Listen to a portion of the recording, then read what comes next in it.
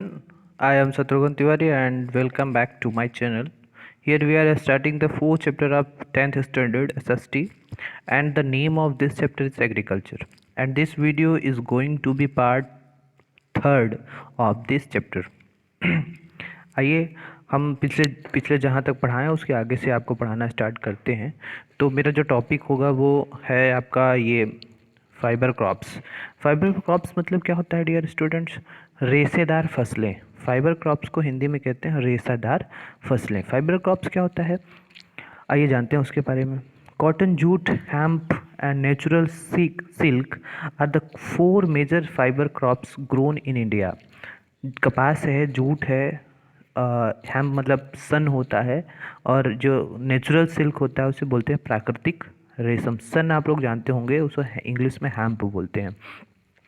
तो कपास, जूट, सन और जो प्राकृतिक रेशम होता है वो भारत में सब उगाई जाने वाली सबसे मुख्य रेशेदार चार मुख्य रेशेदार फसलें हैं। The first three are divided from the crops grown in the soil, the latter of obtain फ्रॉम cocoons of the silkworms fed on green leaves, especially mulberry. Rearing of silkworms for the production of silk fiber is known as sericulture. जो बच्चों ये होता है, इनमें से जो पहली तीन मिट्टी में फसल उगाने से प्राप्त होती हैं, और जो चौथा है रेशम, उसके जो कीड़े होते हैं उसको इंग्लिश में बोलते हैं कोकुन। कोकुन से ये रेशम प्राप्त होता है, ठीक है ना।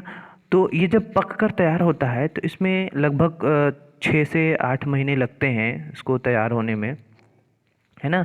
और ये जो होता है मलबरी पेड़ की हरी पत्तियों को पालता है। जो ये कोकून होता है ये मलबरी की जो हरी हरी पत्तियां होती हैं उसको जो है यह पालता है।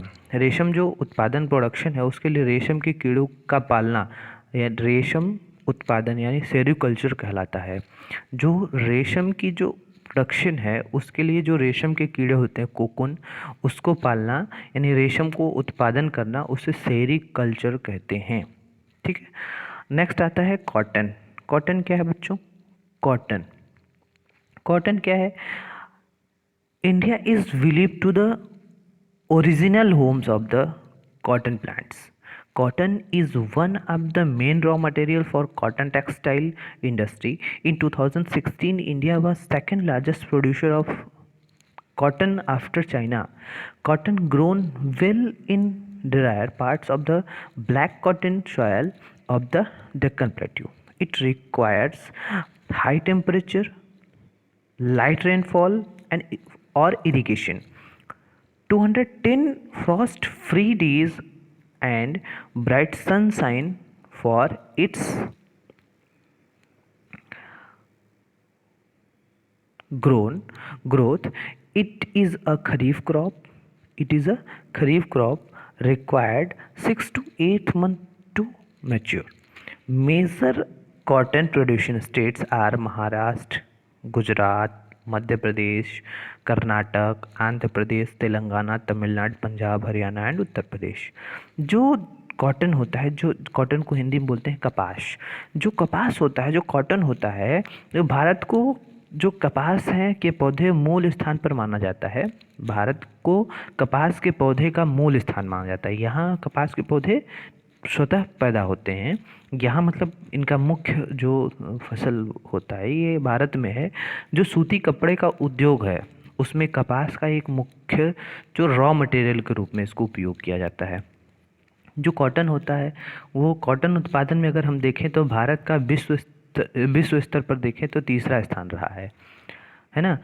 जो कपास उत्पादन में देखें अगर तो भारत का विश्व स्तर पर तीसरा स्थान रहा है। दक्कन पठार में शुष्क भागों में काली मिट्टी कपास उत्पादन के लिए उपयुक्त मानी जाती है।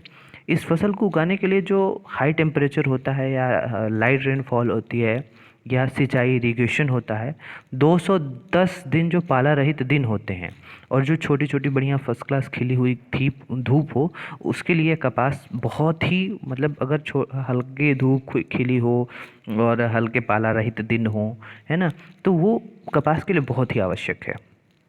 यह एक खरीफ की फसल है। इस खरीफ के सीज़न में बोया जाता है और ये पककर तैयार होती है 6 से 8 महीने में। इसको कपास को तैयार होने में 6 से 8 महीना लगता है। और अगर हम देखें तो ये भारत जो है चीन के बाद दूसरा स्थान आता है निकल करके उसके लिए, है ना। और अगर हम देखें महाराष्ट्र की, गुजरात की, आपके मध्य प्रदेश की, कर्नाटक की, आंध्र प्रदेश की, तेलंगाना की देखें, तमिलनाडु की देखें, पंजाब, हरियाणा और उत्तर प्रदेश की देखें, तो ये सब कपास के मुख्य उत्पादन राज्य के रूप में माने जाते हैं। नेक्स्ट है जूट। जूट जूट क्या है dear students? Jute, it is known as golden fibre. Jute को हम सुनहरा रेशा भी कहते हैं। जूट को हम सुनहरे रेशे के नाम से भी जानते हैं। Jute grown well on well dried fertile soil in the flood plains where soil are renewed every year.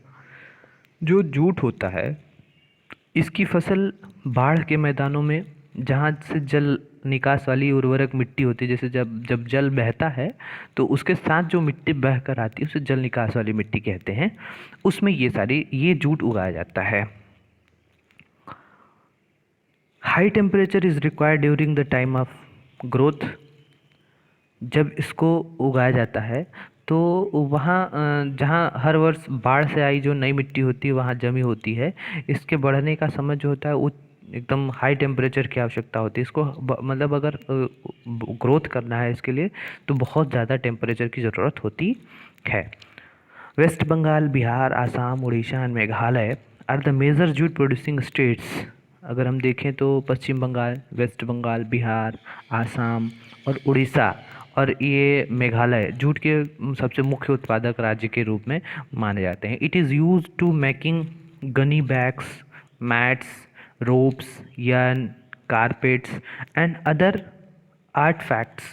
Due to its high cost, it is losing market to synthetic fiber and packing materials, particularly the nylon. इसका जो प्रयोग होता है, ये जो आपके बोरियां होती हैं, चटाई होती है, रस्सी होती है, तंतु होती है, वह धागे जो भी होते हैं जैसे गलीचे होते हैं और जो दूसरी भी दस्तकारी की वस्तुएं बनाने के लिए इसका प्रयोग किया जाता है। जूट का बोरा आपने देखा ही होगा।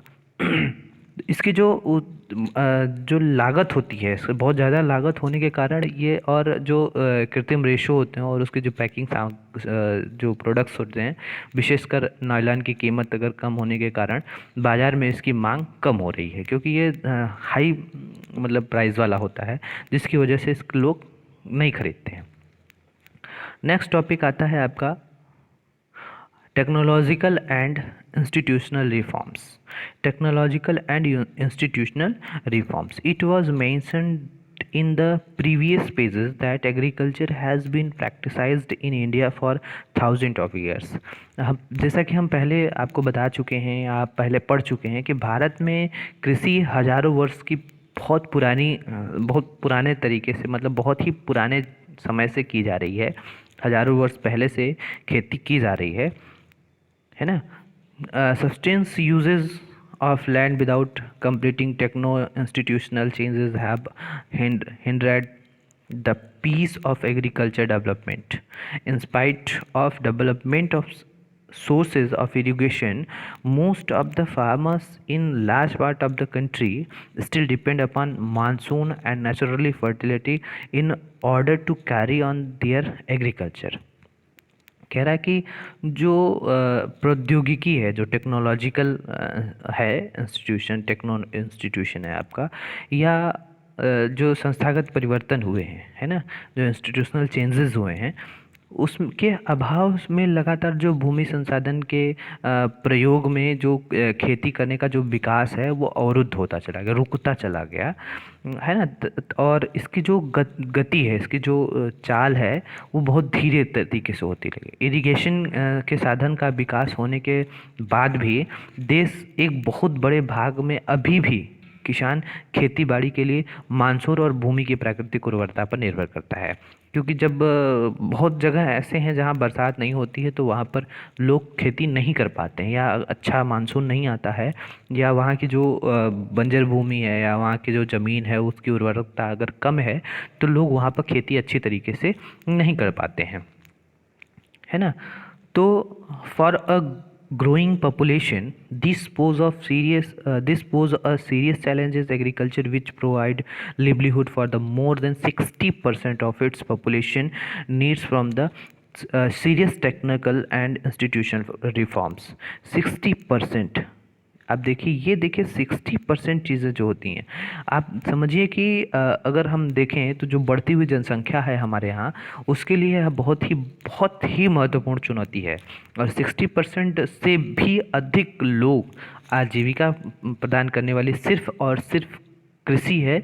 उसमें कुछ जो गंभीर टेक्निकल जो तकनीकी है और जो संस्थागत सुधार लेने की आवश्यकता है, बहुत ज़रूरत है, क्योंकि 60% से अधिक लोग कृषि से जुड़े हुए हैं। तो इसलिए इसमें टेक्निकल जो भी चेंजेस लाने हैं उसको और बेहतर बनाने के लिए बहुत ही ज़रूरी है। जो अगर हम देखें, दस cultivation, collective vegetation, consolidation of holding, cooperation and abolishing of jamandari, etc., where give priority to bring about institutional reforms in the country after independence. Land reforms was the main focus of our first 5-year plan. The right of inheritance had already led for fragmentation of land holding, necessitating ना consolidation of holdings. कह रहा है कि जो हम देखें अगर independence के बाद, तो देश में जो संस्थागत सुधार हुए हैं, जो इंस्टीट्यूशनल चेंजेस हुए हैं, उसके लिए जो चकबंदी है, आप देखते होंगे खेतों में चकबंदी की जाती है, चकबंदी है, सहकारिता तथा जमींदारी आदि समाप्त कर दिया गया। चकबंदी बहुत पहले होती थी, अब धीरे धीरे फिर से स्टार्ट हो रही है, पहले बीच में ये बंद हो गई थी चकबंदी, है ना। जोतों की जो चकबंदी होती थी, जो सहकारिता दी जाती थी सरकार को, जमींदारी जो ली जाती थी, ये आदि चीज़ें समाप्त कर दी गई। समाप्त करने की जो प्राथमिकता थी उसको दी गई। अगर हम देखें तो फर्स्ट 5 ईयर प्लान जो है, प्रथम पंचवर्षीय योजना में जो भूमि सुधार है वो मुख्य लक्ष्य था। फर्स्ट 5 ईयर प्लान में जो सबसे मेन उद्देश्य था फर्स्ट ईयर प्लान का, वो यह था कि जो भूमि का सुधार हो वो बहुत ही अच्छे तरीके से हो। भूमि की जो पुश्तैनी अधिकार थे उसके कारण यह टुकड़ों में बांटी जा रही थी, जिसकी चकबंदी करना अनिवार्य था लोगों में अलग अलग तरीके। जैसे अब हमारे दादाजी हैं तो हमारे दादाजी के पास मान लीजिए 100 बीघा ज़मीन है आपके, तो वो अब आपके पापा लोग अगर 4 भाई हैं 5 भाई हैं, तो वो अब जब चकबंदी होगी तो सबका अलग अलग हो जाएगा, है ना। जब सबके नाम, जिसके जिसके नाम ज़मीन होगी उसका नाम अलग अलग हो जाता है। तो इस तरीके से चकबंदी होती है। The laws of land reform were enacted, but the implementation was लुकनेवर। The government of India embarked upon introducing agriculture reforms to improve Indian agriculture in the 1960 to 1970s. The Green Revolution, based on the use of packaged technology, and the White Revolution, Operation Food, were some of the strategies instituted to improve the lot of Indian agriculture. कह रहा है कि जो उस समय जो भूमि के सुधार में कानून तो बने, उस समय जो फर्स्ट ईयर प्लान आया, प्रथम पंचवर्षीय योजना आई, उसमें जो सुधार बने, कानून तो बने, परंतु इसको लागू करने के लिए बहुत ही लूज रहा, ढिलाई रही। 1960 और 1970 के दशक में भारत सरकार थी, उसने कई प्रकार के कृषि सुधारों की शुरुआत की थी। जो पैकेजेस टेक्नोलॉजी हैं उस पर आधारित जो ग्रीन रेवोल्यूशन है और जो वाइट रेवोल्यूशन है, ऑपरेशन फ्लड जिसे बोलते हैं, हम वाइट रेवोल्यूशन को ऑपरेशन फ्लड के नाम से भी जानते हैं, ठीक है। तो जो ग्रीन रेवोल्यूशन हुआ, जो वाइट रेवोल्यूशन हुआ, ऑपरेशन फ्लड हुआ, जैसी जो कृषि सुधार के लिए बहुत ही स्ट्रेटजीज़ का आरंभ किया गया, बहुत सारी स्ट्रेटजीज़ अपनाई गई इसको सुधारने के लिए, है ना। और परंतु इसके कारण विकास कुछ क्षेत्रों तक ही सीमित रहा। इसका जो से जो विकास हुआ वो बहुत ही मतलब निर्धारित स्थानों पर ही हो पाया. But this too led to the concentration of development in few selected areas. There in the 1980s too, and 1919 a comprehensive and development programming was initiated, which included both institutional and technical reforms, provision of for crops insurance again drought, flood, cyclone, fire, and diseases, establishment of German banks, cooperative societies, and bank are providing loan facilities to the farmers at lower rates of interest, were some important step in this direction. तो 1980 और 1990 के दशक में देखें तो इसकी जो भूमि का जो विकास हुआ बहुत बड़े पैमाने पर, व्यापक पैमाने पर भूमि का विकास हुआ, उसका कार्यक्रम शुरू हुआ. तो जो इंस्टीट्यूशनल और जो टेक्नोलॉजिकल सुधार किए गए है ना, तो संस्थागत और जो तकनीकी सुधार किए गए उस पर आधारित था.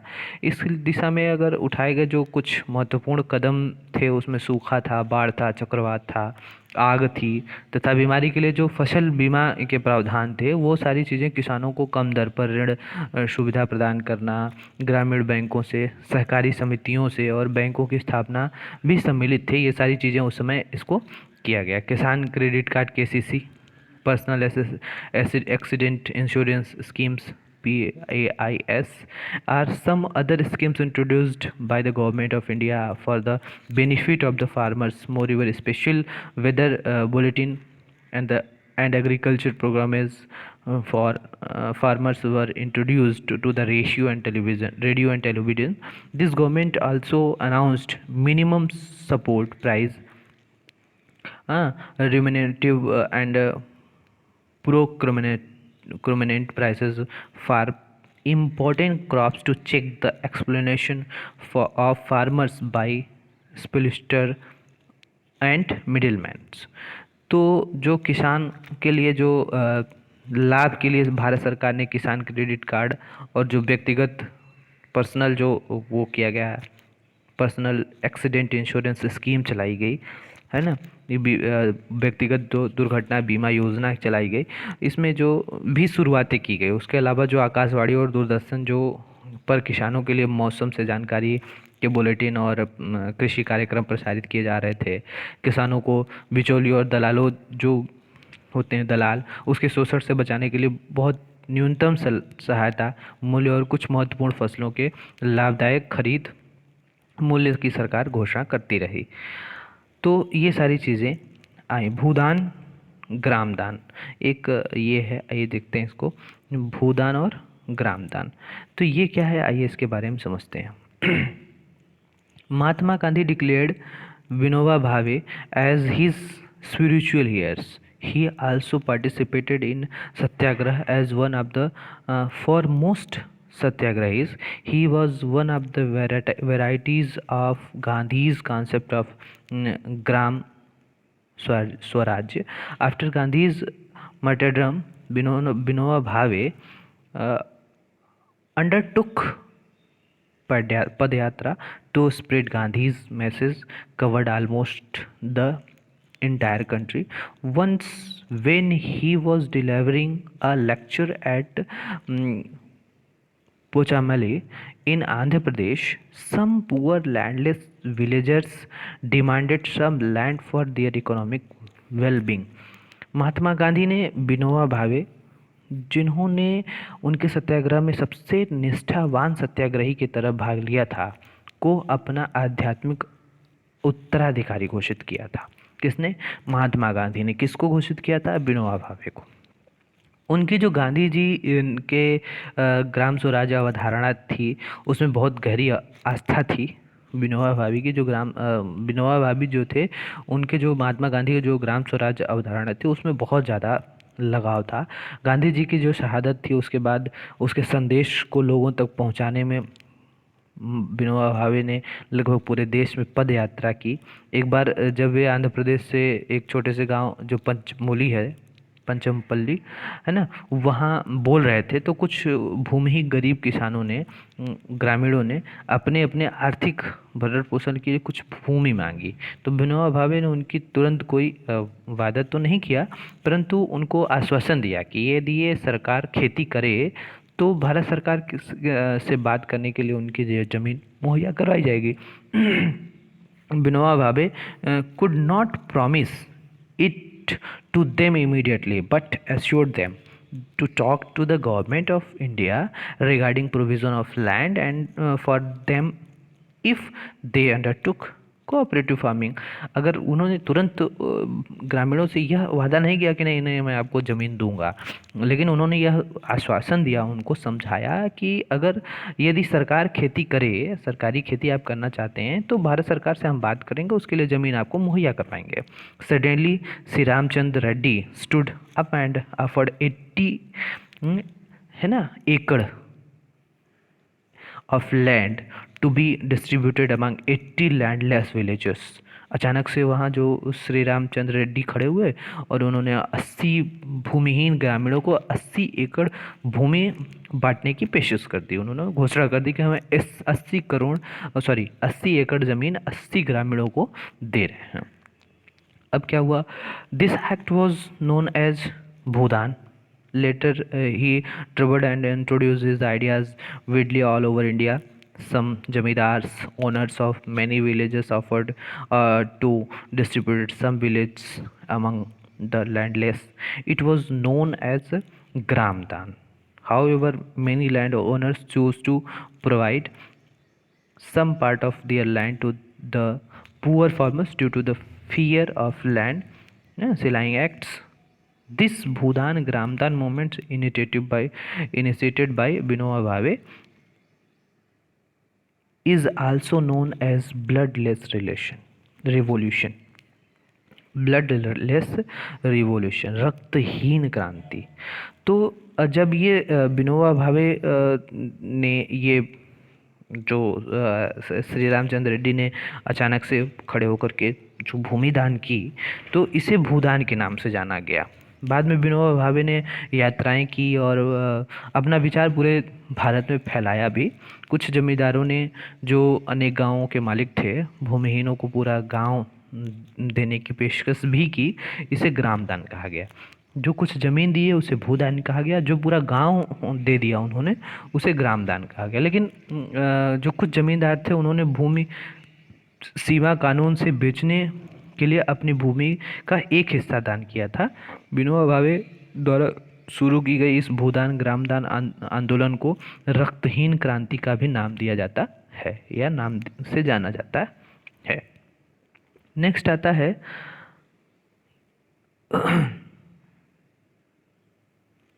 Contribution of agriculture of the national economy, employment and output.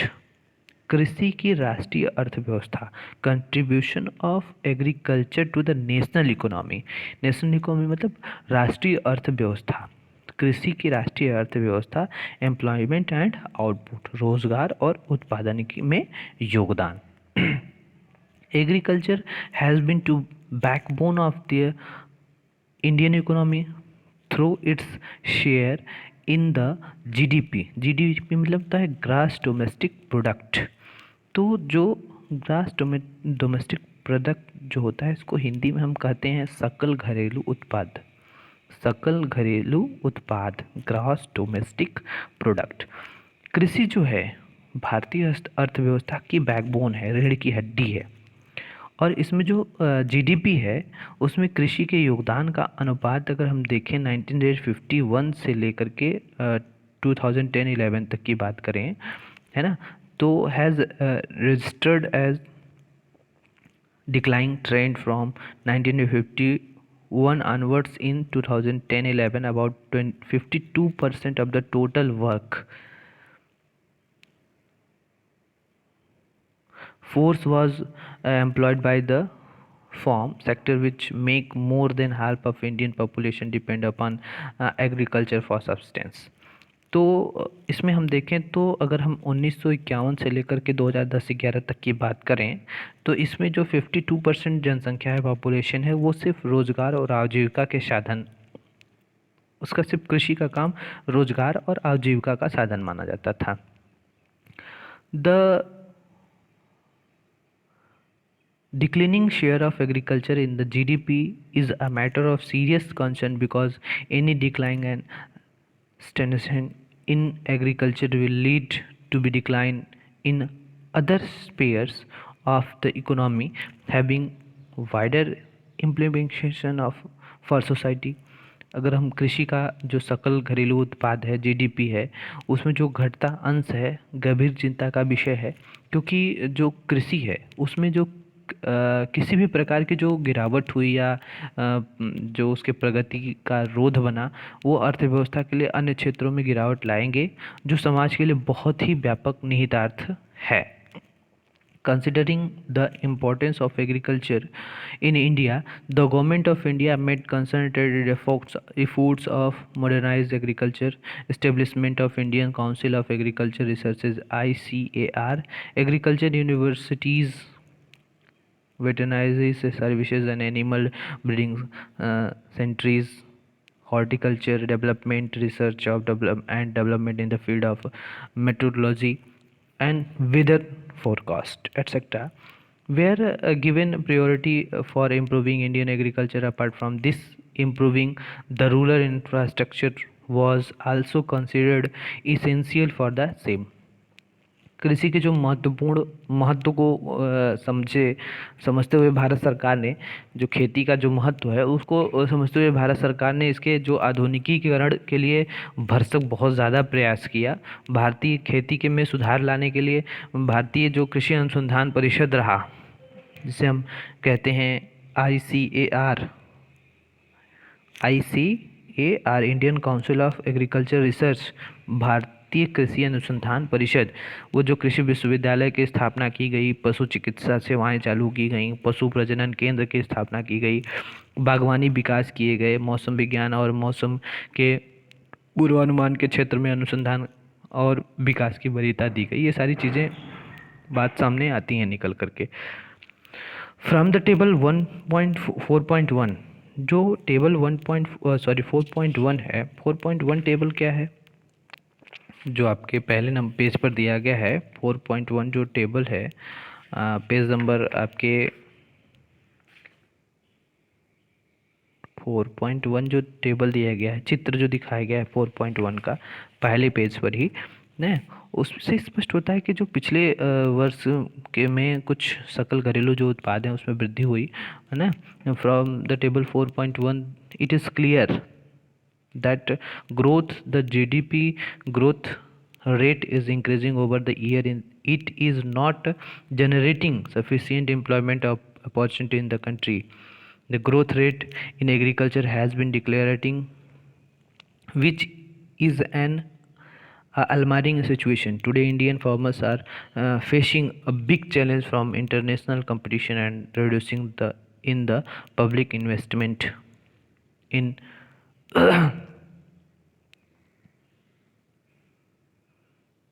agriculture sector.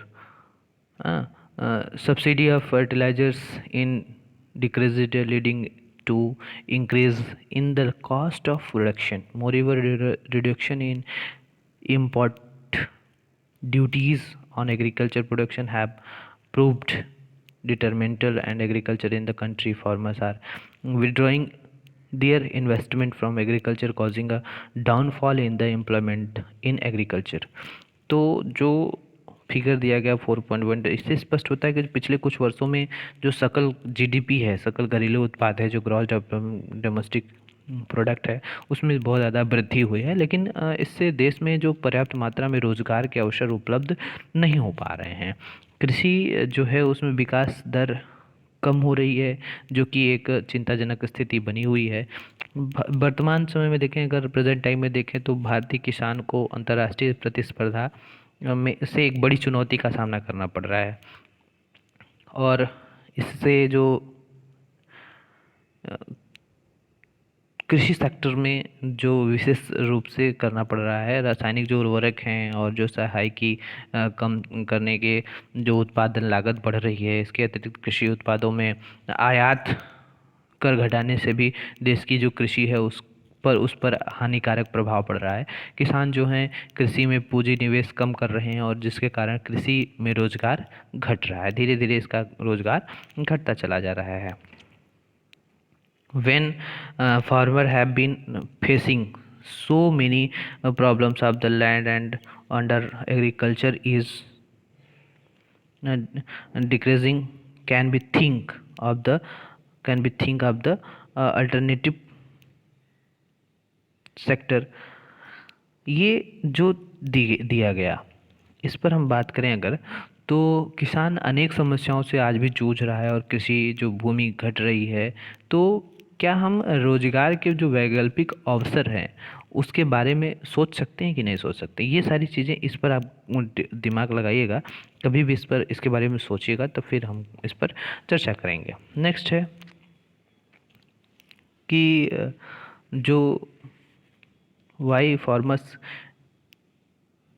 कमिटेटिंग suicides in several states of the country. देश के जो अनेक राज्यों के किसान हैं उसमें आत्महत्याएं क्यों कर रहे हैं? जो ये बात सबसे महत्वपूर्ण आती है कि हमारे देश के जो किसान हैं वो आत्महत्या क्यों कर रहे हैं? क्योंकि रोजगार की कमी हो रही है और खेती से उनका भरण पोषण नहीं हो पा रहा है। ये चीज़ें आपको ध्यान में रखना होगा कि जिसके वजह से ऐसा हो रहा है कि किसान अपना जो है आत्महत्या करने पर विवश हो रहे हैं। आगे चलते हैं, तो नेक्स्ट हम आपको नेक्स्ट वीडियो में बताएंगे। Thank you, have a nice day.